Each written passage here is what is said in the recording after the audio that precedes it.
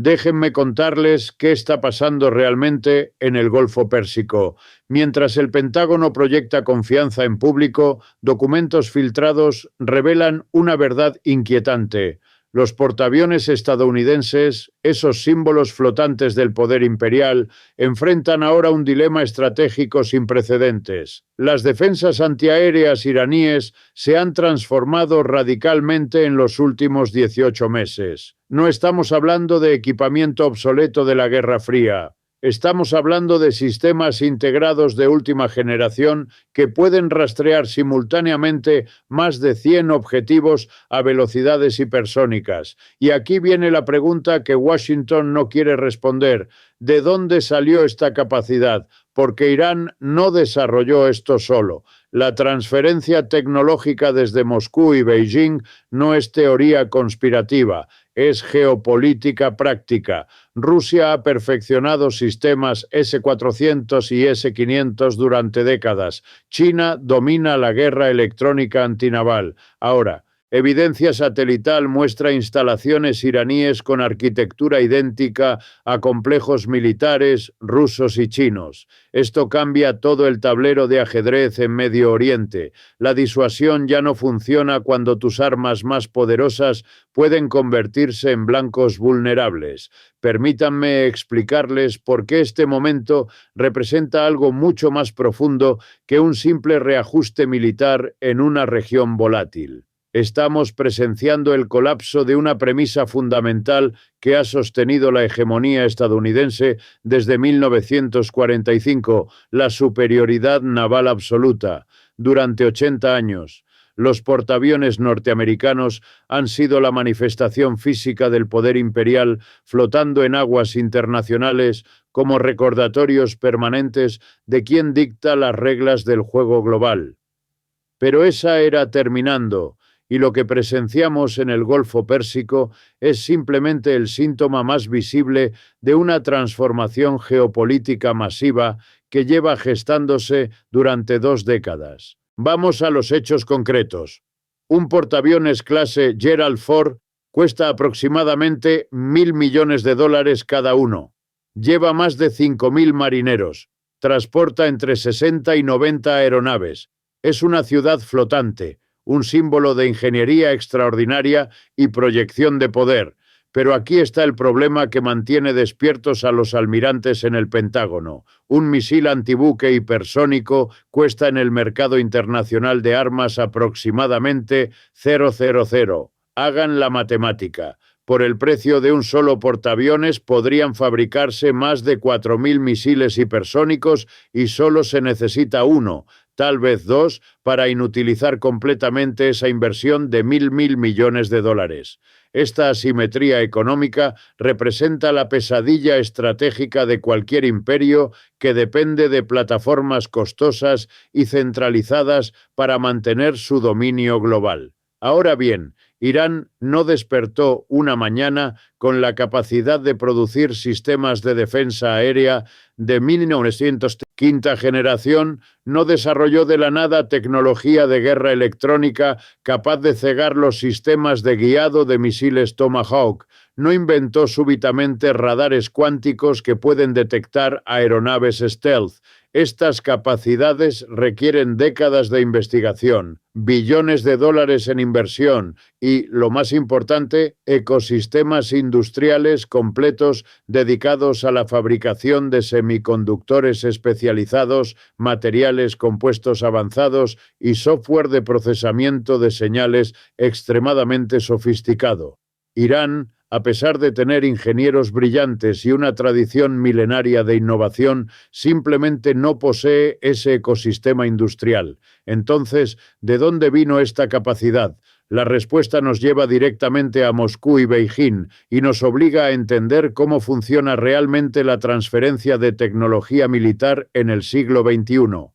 Rusia ha estado vendiendo sistemas S-300 a Irán desde 2016, después de años de negociaciones interrumpidas por sanciones internacionales. pero los S-300, aunque impresionantes, son tecnología de los años 90. Lo que preocupa a los estrategas estadounidenses no son los S-300. Lo que les quita el sueño son los indicios cada vez más numerosos de que componentes clave de los sistemas S-400 e incluso S-500 han encontrado su camino hacia territorio iraní. No necesariamente baterías completas, que serían demasiado obvias y provocarían una respuesta internacional inmediata, sino los elementos críticos, los radares de escaneo de fase activa, los sistemas de procesamiento de señales, los algoritmos de seguimiento múltiple, el software de integración de datos. Estos componentes integrados con hardware de producción local iraní pueden crear sistemas híbridos que poseen entre el 60 y el 80% de la capacidad de un S-400 genuino. Y eso es más que suficiente para cambiar completamente el cálculo estratégico en el Golfo Pérsico. La contribución china a esta transformación es igualmente significativa, aunque opera en un plano diferente. Beijing no está vendiendo abiertamente sistemas de misiles a Teherán. Eso sería demasiado provocativo y arriesgaría las relaciones comerciales chinas con los países del Golfo. Pero China es el líder mundial en guerra electrónica antinaval. Han estudiado meticulosamente las vulnerabilidades de los grupos de portaaviones estadounidenses durante 30 años desde la crisis del Estrecho de Taiwán en 1996, cuando Washington envió 2 grupos de portaaviones para intimidar a Beijing y los chinos se dieron cuenta de que no tenían absolutamente ninguna capacidad para responder. Esa humillación generó un programa de investigación y desarrollo que ha producido los misiles antibuque más avanzados del planeta. El DF-21D, conocido como el asesino de portaaviones, y su sucesor, el DF-26, pueden alcanzar objetivos navales a más de 4.000 kilómetros de distancia, volando a velocidades que superan Mach 10 en su fase terminal.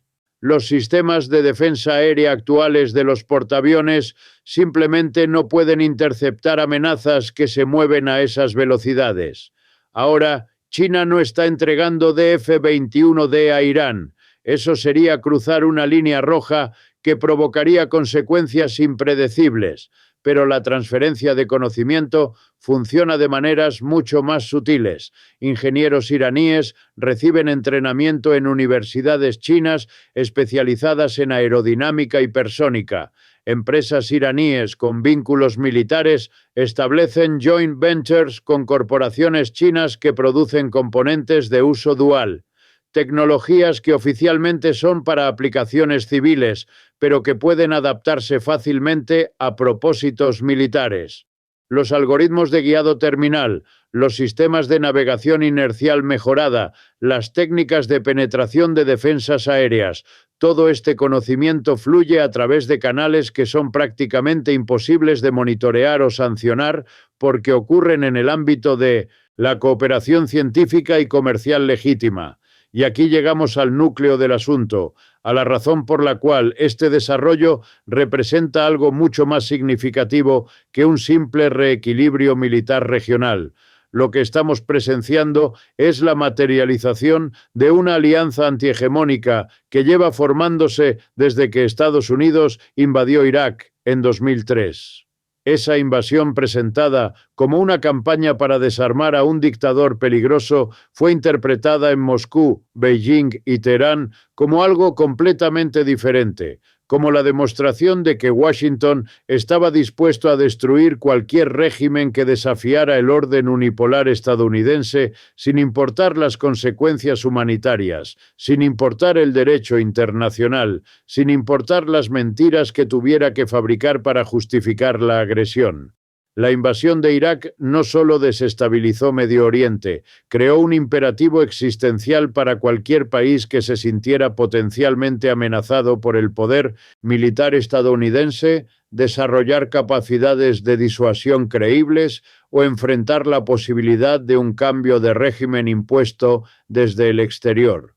Irán observó lo que le pasó a Saddam Hussein, quien había desmantelado sus programas de armas de destrucción masiva y aún así fue invadido y ejecutado. observó lo que le pasó a Muammar Gaddafi, quien negoció el desmantelamiento de su programa nuclear en 2003. Recibió promesas de normalización de relaciones con Occidente y 8 años después fue bombardeado por la OTAN y asesinado por milicias respaldadas por potencias occidentales. Estas lecciones son imposibles de ignorar.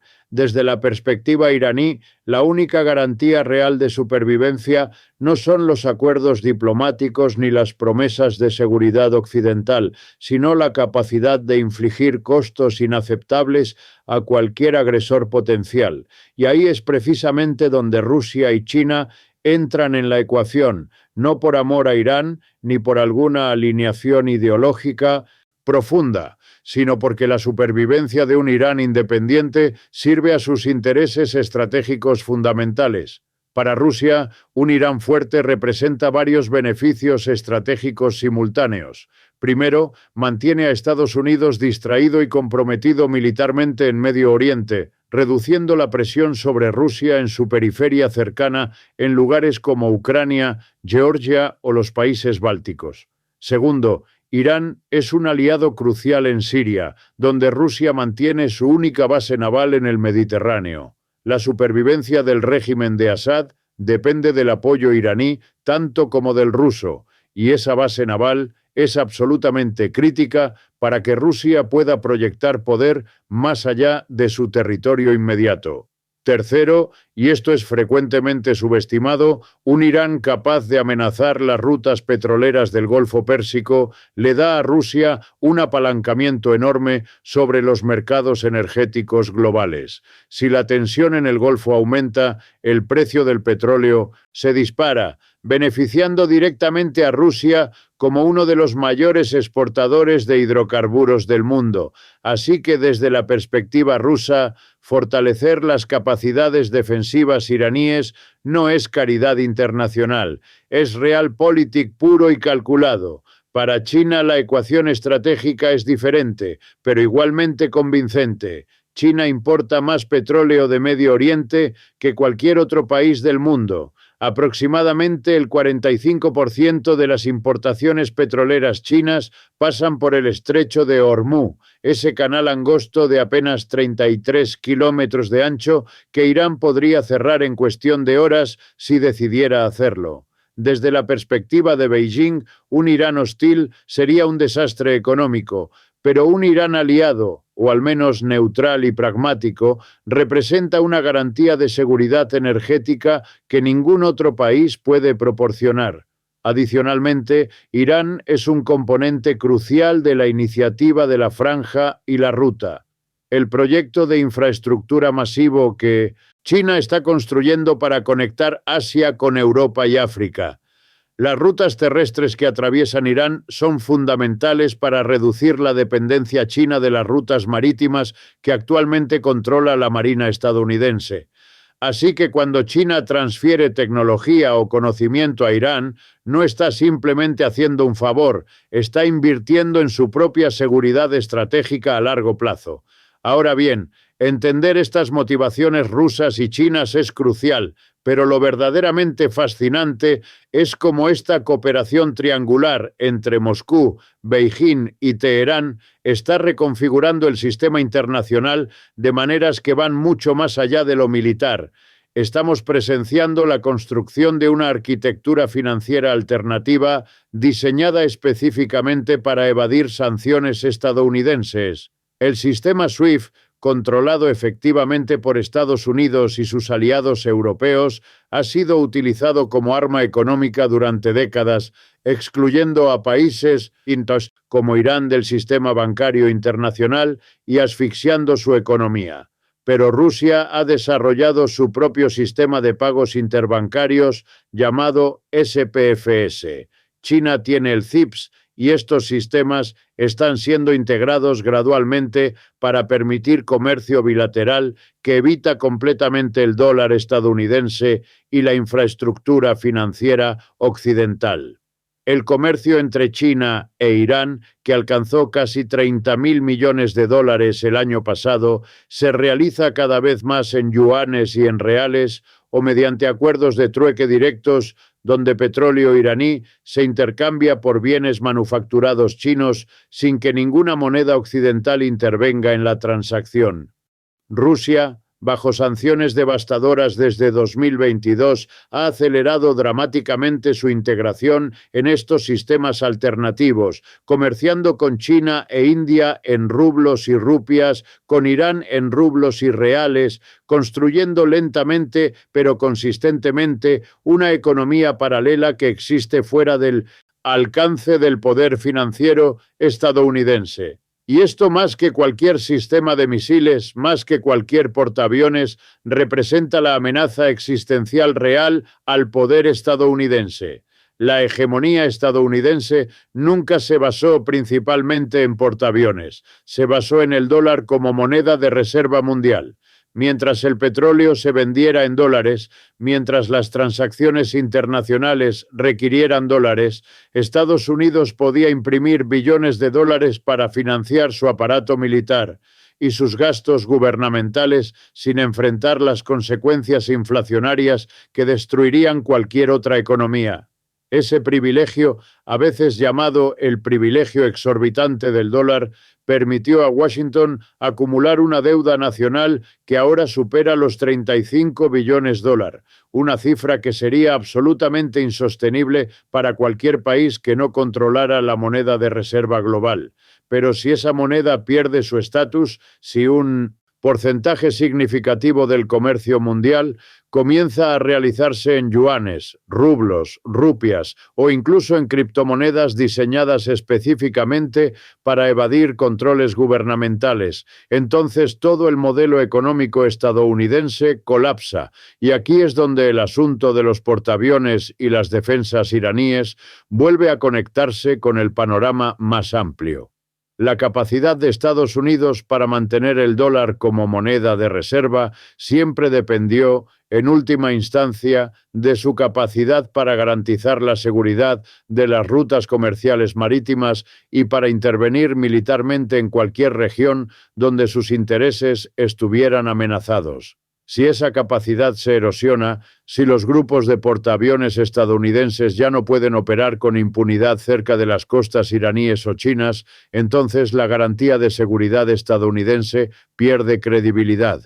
Y si esa garantía pierde credibilidad, países de todo el mundo comenzarán a cuestionar por qué deberían mantener sus reservas en dólares, por qué deberían comerciar en dólares, por qué deberían aceptar las reglas de un sistema financiero controlado por una potencia cuyo poder militar ya no es tan abrumador como solía ser. Los estrategas en Washington entienden perfectamente esta dinámica. Por eso la paranoia sobre Irán no es realmente sobre Irán en sí mismo.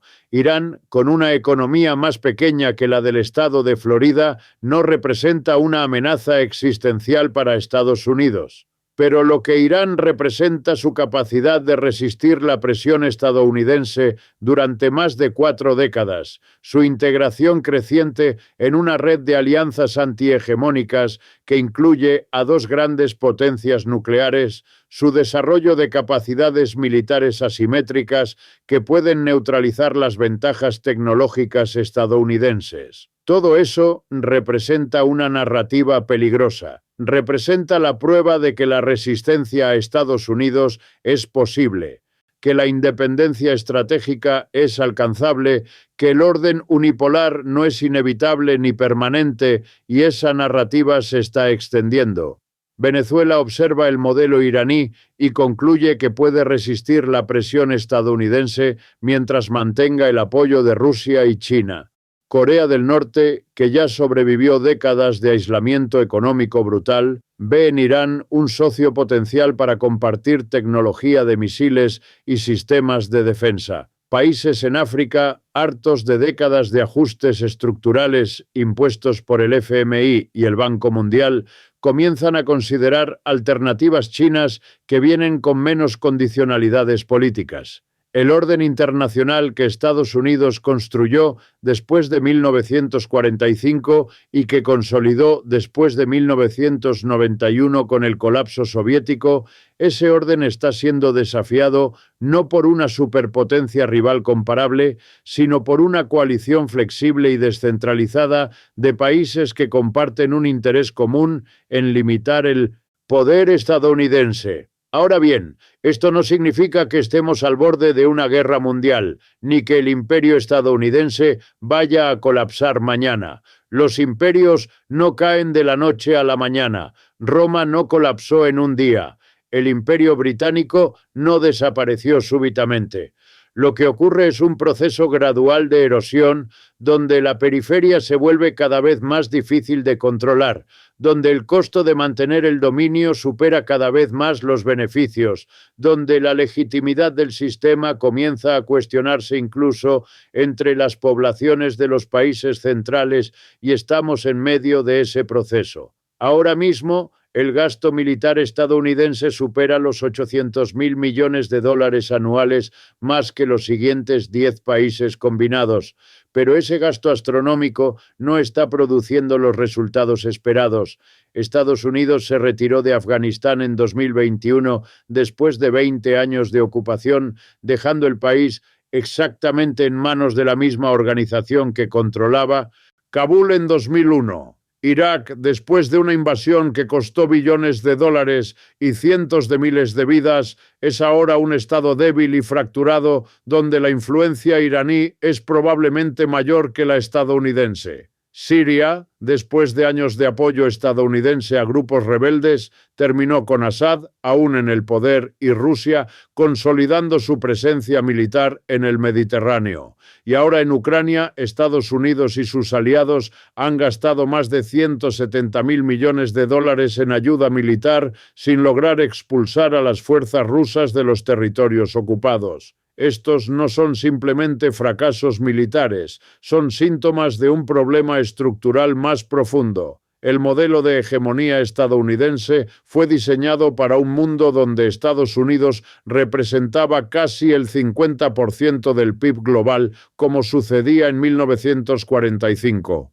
Hoy, Estados Unidos representa aproximadamente el 24% de la economía mundial y ese porcentaje está disminuyendo. China ya superó a Estados Unidos como la mayor economía del mundo en términos de paridad de poder adquisitivo. India está creciendo rápidamente y podría convertirse en la tercera economía global en la próxima década. El centro de gravedad económico del mundo se está desplazando hacia Asia, pero la arquitectura de seguridad global, las bases militares, las alianzas, los compromisos de defensa, todo eso todavía refleja la realidad de 1945 o 1991, no la realidad de 2026, y mantener ese sistema anacrónico es cada vez más costoso.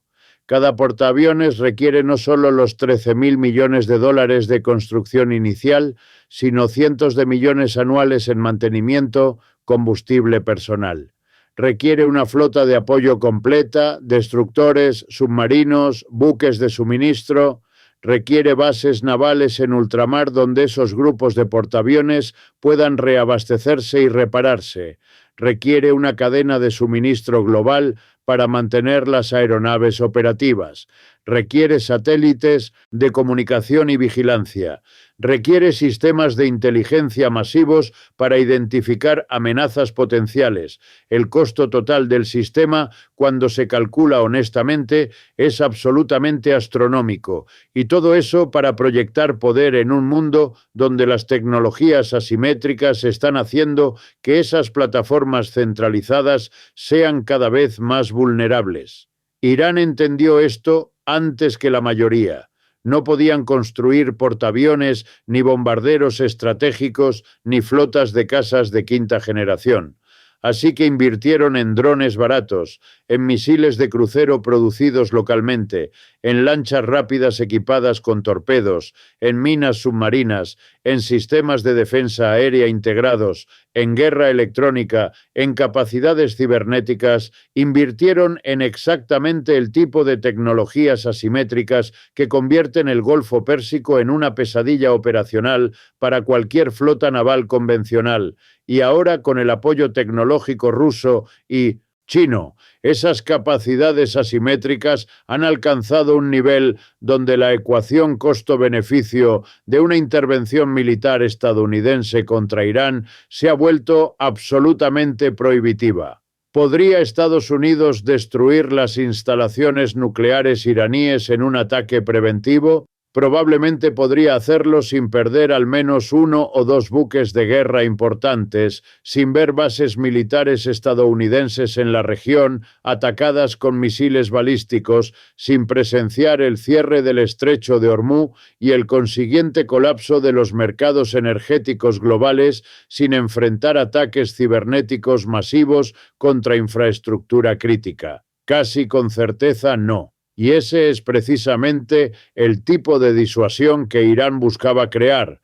No necesitan derrotar militarmente a Estados Unidos, solo necesitan hacer que el costo de atacar a Irán sea suficientemente alto para que ningún presidente estadounidense, sin importar qué tan agresiva sea su retórica, esté dispuesto a pagar ese precio. Esta es la realidad que Washington enfrenta ahora y es una realidad que no tiene soluciones fáciles. Podrían intentar desarrollar contramedidas tecnológicas, sistemas de defensa antimisiles mejorados, capacidades ofensivas y persónicas propias, guerra electrónica más sofisticada. Pero todo eso requiere años de investigación y desarrollo, requiere inversiones masivas en un momento donde el presupuesto estadounidense ya está sobrecargado, requiere que el Congreso apruebe gastos adicionales en un ambiente político cada vez más polarizado, donde el apoyo público para aventuras militares en el exterior está en mínimos históricos. Podrían intentar negociar con Irán, buscar algún tipo de acuerdo que limite el programa nuclear iraní a cambio de levantamiento de sanciones, pero después de retirarse unilateralmente del acuerdo nuclear de 2015 y reimplementar sanciones devastadoras, la credibilidad estadounidense para negociar está completamente destruida. ¿Por qué Irán confiaría en promesas estadounidenses cuando ya ha visto esas promesas rotas tan recientemente? Podrían intentar una vez más un cambio de régimen encubierto, financiar oposiciones, empujar protestas, usar sanciones para provocar tal sufrimiento que la gente derroque al gobierno desde dentro. Pero seamos claros, eso lleva 45 años intentándose y ha fracasado. El Estado iraní es autoritario, sí, pero también es extraordinariamente resiliente y cada intento fallido solo refuerza su narrativa de asedio externo, una narrativa que produce cohesión nacional, incluso entre quienes critican al régimen. Estados Unidos enfrenta solo malas opciones: aceptar a Irán como potencia regional y coexistir pragmáticamente o persistir en la máxima presión que ha fracasado por décadas. Ambas requieren reconocer límites, pero la historia muestra que la fuerza sola no cambia el juego.